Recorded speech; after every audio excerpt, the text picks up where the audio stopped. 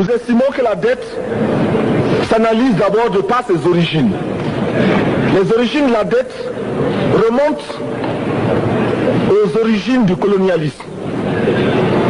Ceux qui nous ont prêté de l'argent, ce sont ceux-là qui nous ont colonisés. Ce sont les mêmes qui géraient nos États et nos économies. Ce sont les colonisateurs qui endettaient l'Afrique auprès des bailleurs de fonds, leurs frères et cousins. Nous étions étrangers à cette dette. Nous ne pouvions donc pas la payer. La dette, c'est encore le néocolonialisme où les colonisateurs se sont transformés en assistants techniques. En fait, nous devrions dire qu'ils se sont transformés en assassins techniques. Et ce sont eux qui nous ont proposé des sources de financement, des bailleurs de fonds internes que l'on emploie chaque jour, comme s'il y avait des hommes dont le bâillement suffisait à créer le développement chez les autres. Ces bailleurs de fonds nous ont été conseillés, recommandés. On nous a présenté des montages financiers alléchants, des dossiers. Nous sommes endettés pour 50 ans, 60 ans, même plus. C'est-à-dire que l'on nous a amenés à compromettre le peuple pendant 50 ans et plus. Mais la dette, c'est sa forme actuelle. Contrôlée, dominée par l'impérialisme. Une reconquête savamment organisée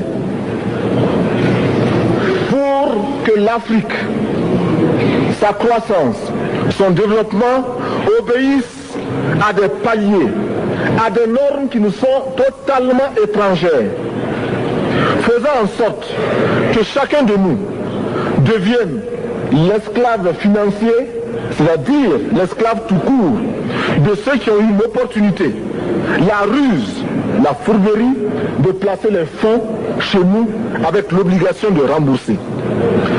On nous dit de rembourser la dette. Ce n'est pas une question morale. Ce n'est pas une question de ce prétendu honneur que de rembourser ou de ne pas rembourser. Monsieur le Président, nous avons écouté et applaudi le Premier ministre de Norvège lorsqu'elle est intervenue ici même. Elle a dit, elle qui est européenne, que toute la dette ne peut pas être remboursée. La dette ne peut pas être remboursée. La dette ne peut pas être remboursée parce que, d'abord, si nous ne payons pas, nos bailleurs de fonds ne mourront pas. Soyons-en sûrs. Par contre, si nous payons, c'est nous qui allons mourir. Soyons-en sûrs également. Ceux qui nous ont amenés, ceux qui nous ont conduits à l'endettement, ont joué comme dans un casino. Quand ils gagnaient, il y avait plein de débats. Maintenant qu'ils ont perdu au jeu, ils nous exigent le remboursement. Et l'on parle de crise. Non, Monsieur le Président, ils ont joué, ils ont perdu, c'est la règle du jeu. La vie continue. Nous ne pouvons pas rembourser la dette parce que nous n'avons pas de quoi payer. Nous ne pouvons pas rembourser la dette parce que nous ne sommes pas responsables de la dette. Nous ne pouvons pas payer la dette parce qu'au contraire les autres nous doivent ce que les plus grandes richesses ne pourront jamais payer, c'est-à-dire la dette de sang. C'est notre sang qui a été versé. On parle du plan Marshall qui a refait l'Europe économique, mais on ne parle jamais du plan africain qui a permis à l'Europe de faire face aux hordes hitlériennes lorsque leur économie était menacée, leur stabilité était menacée. Qui a sauvé l'Europe? C'est l'Afrique. On en parle très peu. On en parle si peu que nous ne pouvons pas, nous, être complices de ce silence ingrat. Si les autres ne peuvent pas chanter nos louanges, nous avons au moins le devoir de dire que nos pères furent courageux et que nos anciens combattants ont sauvé l'Europe et finalement ont permis au monde de se débarrasser du nazisme. La dette, c'est aussi la conséquence des affrontements. Et lorsque l'on nous parle aujourd'hui de crise économique, on oublie de nous dire que la crise n'est pas venue de façon subite.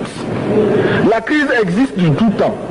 Et elle ira en s'aggravant chaque fois que les masses populaires seront de plus en plus conscientes de leurs droits face aux exploiteurs. Il y a crise aujourd'hui parce que les masses refusent que les richesses soient concentrées entre les mains de quelques individus. Il y a crise parce que quelques individus déposent dans des banques à l'étranger des sommes colossales qui suffiraient à développer l'Afrique.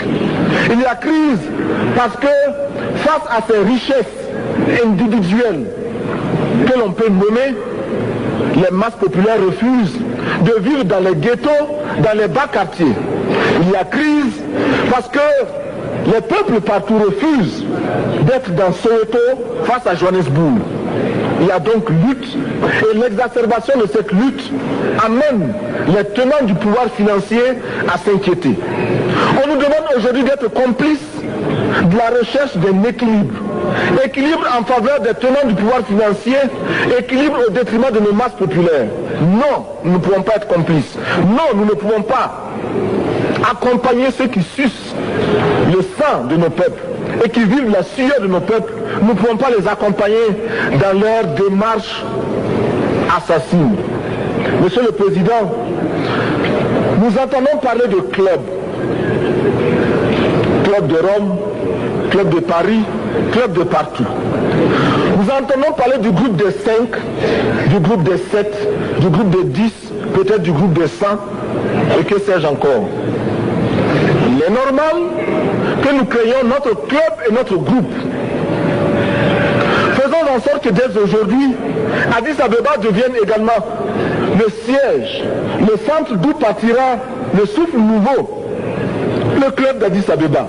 Nous avons le devoir aujourd'hui de créer le front uni d'Addis Abeba contre la dette.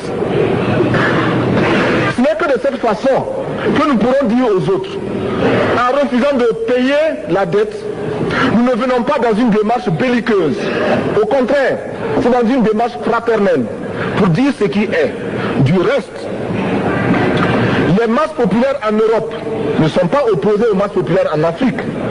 Mais ceux qui veulent exploiter l'Afrique, ce sont les mêmes qui exploitent l'Europe. Nous avons un ennemi commun. Donc, notre club, parti d'Addis Abeba, devra également dire aux uns et aux autres que la dette ne saurait être payée. Et quand nous disons que la dette ne saurait être payée, ce n'est point que nous sommes contre la morale, la dignité, le respect de la parole. Parce que nous estimons que nous n'avons pas la même morale que les autres. Entre le riche et le pauvre, il n'y a pas la même morale. La Bible, le Coran, ne peut pas servir de la même manière celui qui exploite le peuple et celui qui est exploité.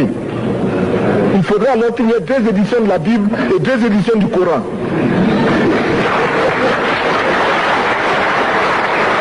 Nous ne pouvons pas accepter qu'on nous parle de dignité. Nous ne pouvons pas accepter que l'on nous parle de mérite de ceux qui payent et de perte de confiance vis-à-vis de ceux qui ne paieraient pas. Nous devons au contraire dire que c'est normal aujourd'hui. Nous devons au contraire reconnaître que les plus grands voleurs sont les plus riches. Un pauvre, quand il vole, ne commet qu'un larcin ou une peccadille, tout juste pour survivre par nécessité. Les riches, ce sont eux qui volent le fisc, les douanes et qui exploitent le peuple. Monsieur le Président, ma proposition ne vise pas simplement à provoquer ou à faire du spectacle. Je voudrais dire ce que chacun de nous pense et souhaite. Qui ici ne souhaite pas que la dette soit purement et simplement effacée? Celui qui ne le souhaite pas, il peut sortir, prendre son avion et aller tout de suite à la Banque mondiale payer. Tous nous souhaitons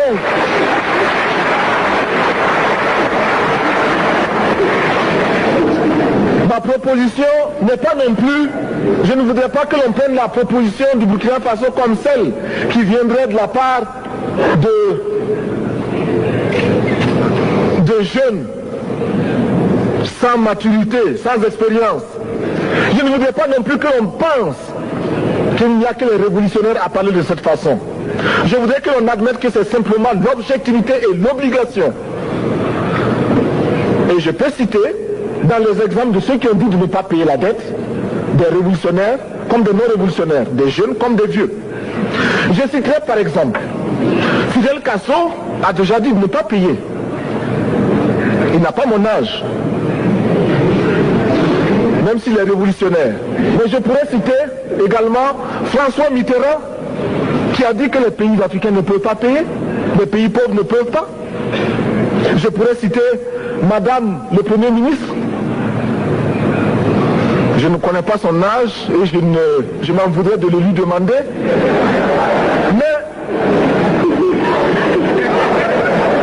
c'est un exemple. Je voudrais citer également le président Félix Houphouët-Boigny. Il n'a pas mon âge. Cependant, il a déclaré officiellement, publiquement, qu'au moins pour ce qui concerne son pays, la Côte d'Ivoire ne peut pas payer. Or, la Côte d'Ivoire est classée parmi les pays les plus aisés d'Afrique, au moins d'Afrique francophone. C'est pourquoi d'ailleurs il est normal qu'elle paye plus en contribution ici.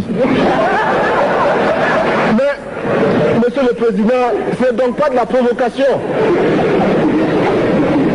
Je voudrais que très sagement, vous nous offriez des solutions. Je voudrais que notre conférence adopte la nécessité de dire clairement que nous ne pouvons pas payer la dette. Non pas dans un esprit belliqueux, belliciste. Ceci pour éviter que nous n'allions individuellement nous faire assassiner.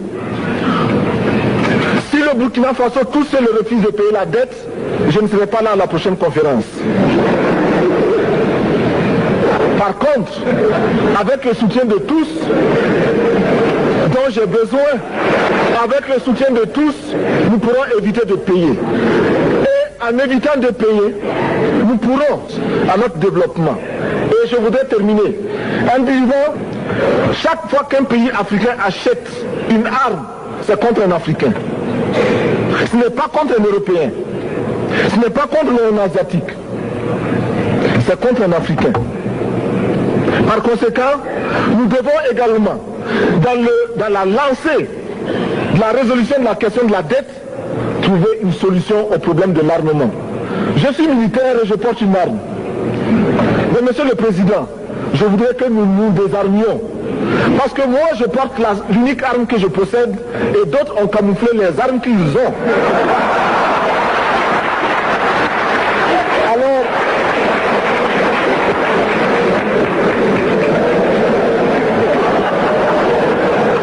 Alors, chers frères, avec le soutien de tous, nous pourrons faire la paix chez nous. Nous pourrons également utiliser ces immenses potentialités pour développer l'Afrique, parce que notre sous-sol sont riches. Nous avons suffisamment de bras et nous avons un marché immense, très vaste, du nord au sud, de l'est à l'ouest. Nous avons suffisamment de capacités intellectuelles pour créer, ou tout au moins prendre la technologie et la science partout où nous pourrons les trouver. Monsieur le Président, faisons en sorte que nous mettions au point ce front uni d'Addis Abeba contre la dette. Faisons en sorte que ce soit à partir d'Addis Abeba que nous décidions de limiter la course aux armements entre pays faibles et pauvres. Les gourdins et les coutelas que nous achetons sont inutiles. Faisons en sorte également que le marché africain soit le marché des Africains. Produire en Afrique, transformer en Afrique et consommer en Afrique. Produisons ce dont nous avons besoin et consommons ce que nous produisons au lieu d'importer. Le Burkina Faso est venu vous exposer ici la cotonnade produite au Burkina Faso, tissée au Burkina Faso, cousue au Burkina Faso pour habiller les Burkinabés. Ma délégation et moi-même, nous sommes habillés par nos tisserands, nos paysans. Il n'y a pas un seul fil qui vienne de l'Europe ou de l'Amérique. Je ne fais pas un défilé de mode, mais je voudrais simplement dire que nous devons accepter de vivre africain. C'est la seule façon de vivre libre et de vivre digne. Je vous remercie, Monsieur le Président. La patrie ou la mort, nous vaincrons.